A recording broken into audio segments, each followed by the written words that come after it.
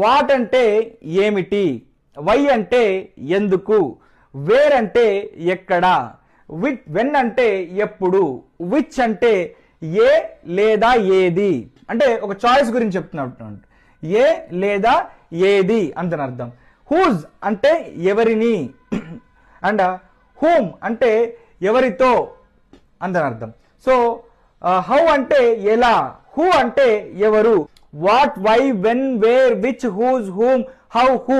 ఇప్పుడు నేను చెప్పినట్టుగానే మీరు రాత్రి పడుకునే ముందు వీటన్నిటిని కంఠస్థం బైహార్ట్ చేయండి. బాగా బైహార్ట్ చేసి what, why, when, where, which, whose, whom, how, who.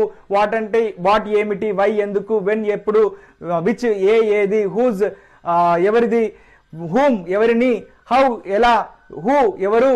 ఈ రకంగా మీరు మొత్తం ఇంగ్లీష్లో తెలుగులో ప్రాక్టీస్ చేసుకొని పెట్టుకోండి.